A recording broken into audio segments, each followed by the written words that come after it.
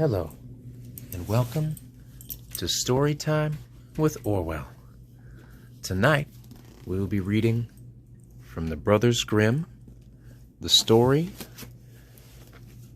A Fairy Tale About a Boy Who Left Home to Learn About Fear. There once lived a man who had 2 sons. The older boy was bright and clever and knew just what to do and when. The younger was stupid and had trouble learning things, and he understood nothing. People would look at him and say, "His father's going to have his hands full with that one." Whenever anything had to be done, it was always up to the older boy to do it. If the father ever asked the older boy to go fetch something at dusk, or worse yet, at night, and if the path led through a graveyard or some other spooky place, then the boy would say, "Oh no, father, I can't possibly go there. That makes my flesh creep." The boy was simply afraid. In the evening, when people sat around the fire and told stories that sent shivers down your spine, the listeners would sometimes say, "Oh, that really gives me the creeps." But the younger of the 2 boys would just sit in the corner listening to what everyone said, and he could never figure out what they were talking about. They were always saying, "That gives me the creeps. That gives me the creeps." That doesn't give me the creeps. That's just some kind of skill that I haven't been able to develop. One day, the boy's father said to him, "Listen here, you over there in the corner. You're starting to get big and strong, and you'll eventually have to learn a trade and make a living. Look at your brother and how hard he's working.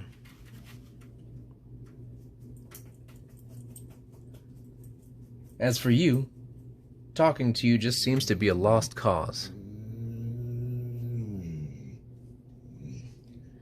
"Oh, father dear," he said, "I'm really anxious to learn a trade. If it were possible, I'd like to learn how to get the creeps. But I have no idea where to start." When he heard that, the older son laughed out loud and thought, "Good God, my brother really is an idiot. He'll never amount to anything. As the twig is bent, so grows the tree."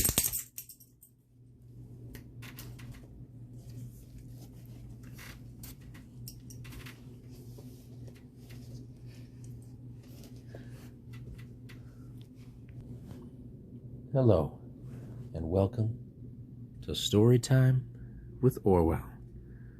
Tonight, we'll be reading from the Brothers Grimm, A Fairy Tale About a Boy Who Left Home to Learn About Fear. There once lived a man who had 2 sons.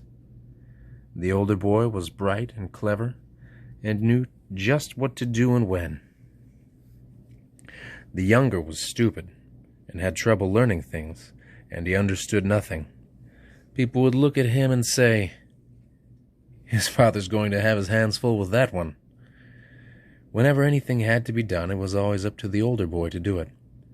If the father ever asked the older boy to go fetch something at dusk, or worse yet, at night, and if the path led through a graveyard or some other spooky place, then the boy would say, "Oh no, father, I can't possibly go there. That makes my flesh creep." The boy was simply afraid. In the evening, when people sat around the fire and told stories that sent shivers down your spine... You gotta turn the page.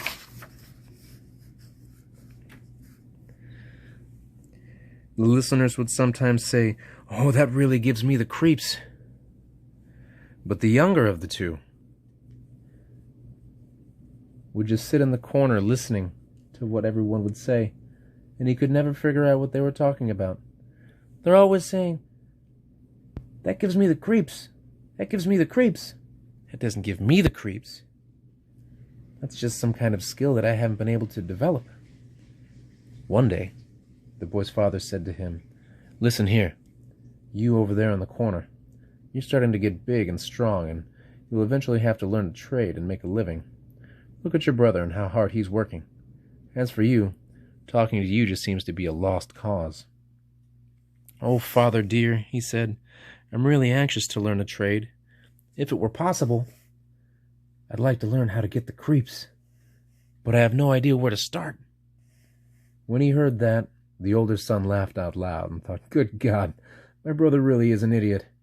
He'll never amount to anything. As the twig is bent, so grows the tree." The father sighed and said, "Getting the creeps, you'll learn that soon enough. But you're not going to be able to buy your bread with that." Before long, the sexton dropped by for a visit.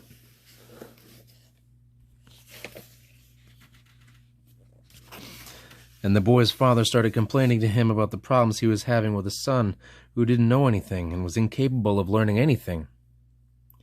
Just imagine, I asked him how he was planning to earn his bread, and he actually wanted to learn how to get the creeps. "If that's all that's wrong," the sexton replied, "I can help him out. Send him over to my house, and I'll shape him up." The father liked the idea, for he thought, maybe this will smooth his rough edges. The sexton took the boy in and gave him the job of ringing the church bells. After a few days, he woke him up at midnight, told him to get up and climb into the belfry to ring the bell. "You'll learn what it's like to have the creeps soon enough," he thought, and secretly went on ahead of him. When the boy was at the top of the stairs and just turning round to grab the bell rope, he saw a white shape on the staircase, right across from the louvers. "Who's there?" he cried out, but the shape refused to answer and didn't budge from where it was. "Answer me," the boy said, "or get out. You've no business here in the middle of the night." The sexton remained completely motionless so that the boy would think that he was a ghost. A second time, the boy shouted, "What are you doing here? Speak up if you're an honest man, or I'll throw you down the stairs." The sexton thought, he really doesn't mean it. He didn't make a sound and just stood there as if he were made of stone. The boy called out to him a third time, and when that did no good either, he took a running start and pushed the ghost down the stairs, sending him tumbling down 10 steps so that he ended up lying in a corner of the staircase. Then he rang the bell, went home, got into bed without saying a word, and fell asleep. The sexton's wife stayed up quite a while waiting for her husband, but he failed to return home. She started worrying about him, woke the boy up, and asked, "Do you have any idea where my husband is? Didn't he go up with you to the belfry?" No, the boy replied. "There was someone standing on the stairs across from the louvers, but he wouldn't answer when I talked to him and refused to go away. I'm sure he was up to no good. So I pushed him down the stairs." "Why don't you go over there and see if it's your husband? If it is, I'm really sorry." Off raced the sexton's wife, and she found her husband lying in the corner of the staircase. He was writhing in pain.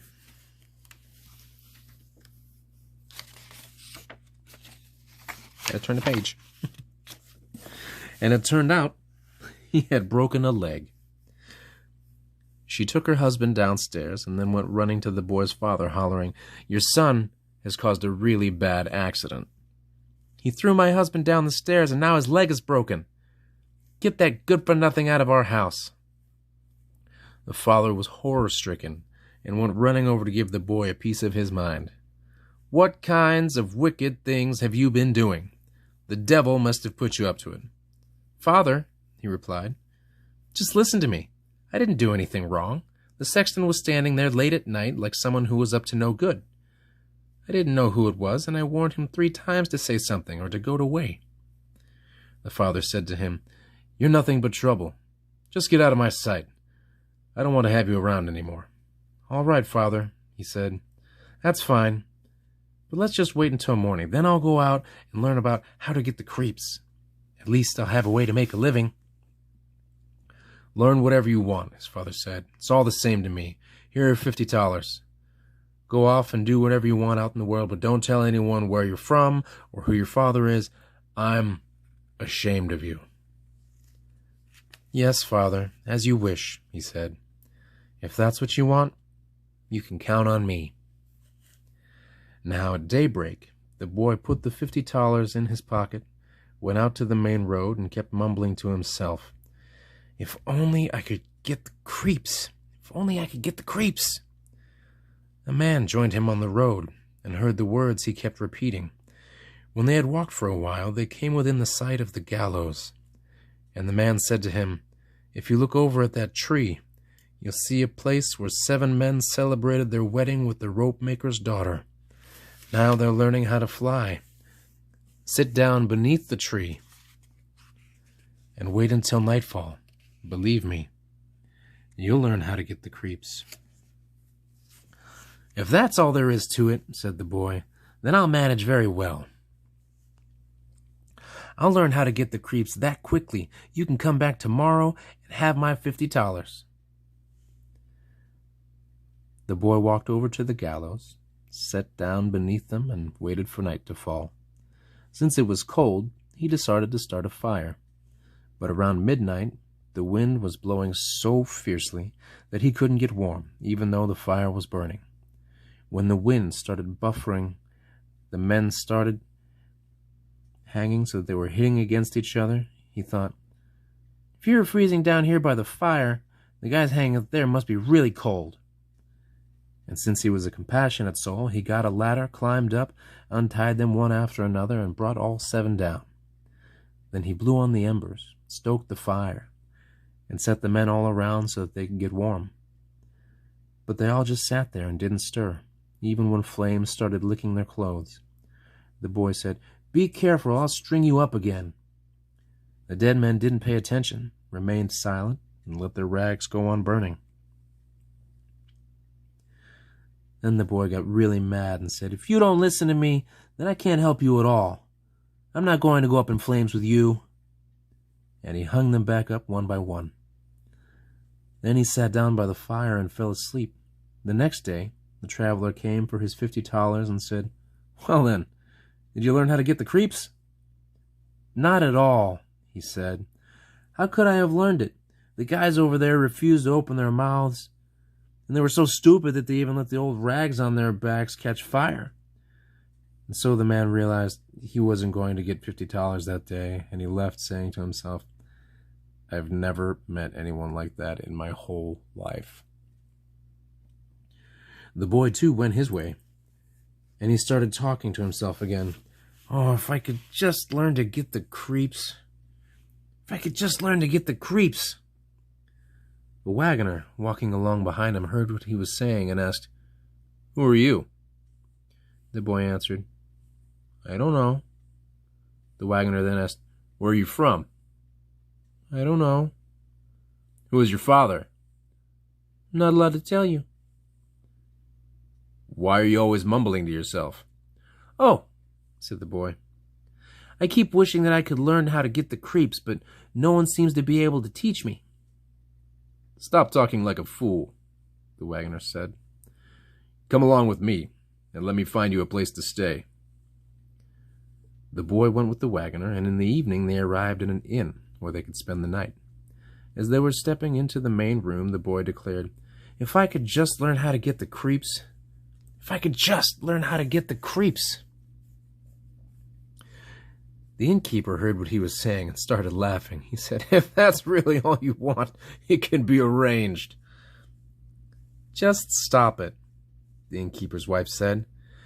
"Think of all the foolish young fellows who have already paid with their lives. It would be a real shame if those pretty eyes never saw the light of day again." The boy insisted, "I want to learn how to get the creeps no matter how hard it is. That's why I went out into the world."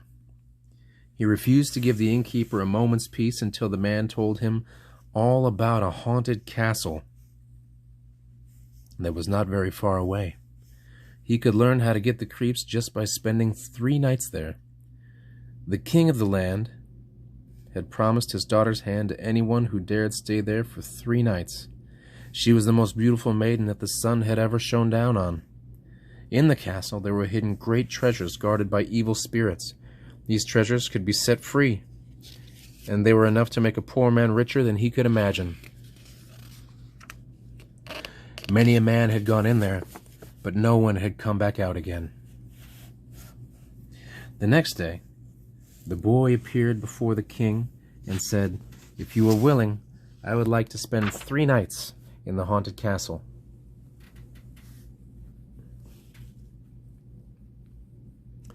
The king took a good look at him, and since he found him appealing, he said, "You can ask for 3 things to take with you into the castle, but they must all be objects without life. Here was the boy's response. "I would like to have some fire, a lathe, and a woodcarver's bench with a knife." The king let him take everything over to the castle during that day. When night fell, the boy made a bright fire in one of the rooms, set up the woodcarver's bench in the other room, and put the knife next to it, and sat on the lathe. "Oh, if only I could learn to get the creeps," he said. "But I'm definitely not going to learn it here." Toward midnight, he decided to stir the fire again. While he was blowing at the embers, suddenly he heard a screeching noise in one corner. "Meow! Meow! We're freezing to death!" "You fools!" he cried out.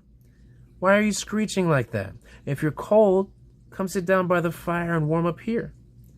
Just as he was saying that, two great black big cats jumped over to him, sat down on each side of him, and glared fiercely through their wild, fiery eyes.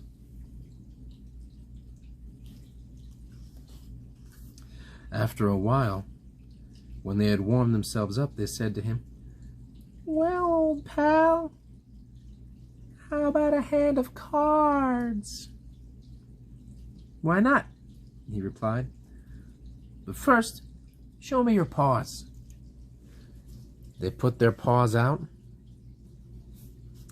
and stretched out their claws.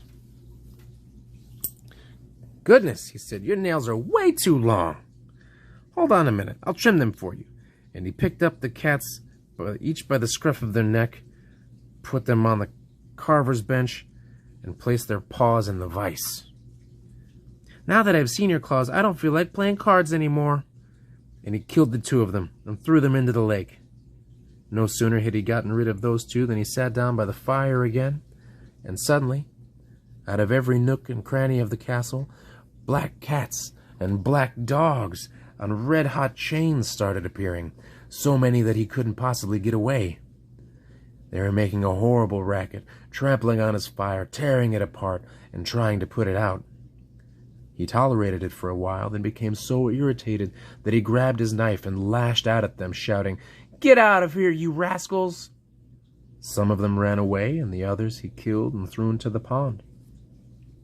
When he returned, he blew on the embers again and warmed himself up. While he was sitting by the fire, he could hardly keep his eyes open, and felt like going to sleep. When he looked around, he saw that there was a big bed in the corner. "Just what I need," he said as he crawled in. As his eyes closed, the bed started moving around on its own and was roaming all over the castle. "Perfect," he said. "Just keep on going." The bed started rolling as if 6 horses were harnessed to it, and it flew through doors and up and down stairs until finally, crash, bang, boom, it turned upside down and lay on top of him like a mountain. He threw off the blankets and pillows, climbed out of the bed, and said, "Anyone else interested in a ride?" Then he lay down by the fire and slept until morning. The next day, the king came over, and when he saw the boy sleeping on the ground, he thought that spirits must have taken his life and that he was dead. Then he said, "It's really too bad about this handsome young man." The boy heard his words, sat up, and declared, "Not so fast. I'm still here." The king was astonished, but he was so pleased and asked how he had managed during the night. "Pretty well," the boy replied. "Now that the one night's over, the other 2 will be behind me soon." When he returned to the inn, the boy ran into the innkeeper, whose eyes nearly popped out of his head. "I didn't think I'd ever see you again. Have you finally learned how to get the creeps?" "No," the boy said. "It's just hopeless. If only someone could teach me." The second night, he went back to the old castle again, sat down by the fire, and started singing the same old tune. "If only I could learn how to get the creeps." When midnight came again, there was a din and a clatter, at first soft, then louder and louder. It was quiet for a little bit, but suddenly, with a piercing scream, half a man came sliding down the chimney and fell straight down in front of him. "Hey there," he called out to him. "You're missing your better half. Where's the rest of you?" The noise started up again, a howling and a screeching, and then the other half of the man came falling down. "Hold on a minute," he said. "I'll stir the fire up for you." He took care of the fire, and when he saw, as he turned around, that the two halves had joined together again and that a ghastly-looking person was sitting in his place. "That wasn't part of the bargain," he said. "That's always been my seat." The man wanted to push him away, but the boy wouldn't let him. He shoved him with all his might and sat down at his place again. Suddenly, more men started coming down the chimney, one after another. They brought 9 dead men's bones with them, along with 2 skulls, and then started bowling. The boy wanted to bowl with them, and he asked, "Hey there, can I join you?" "Sure, if you've got money,"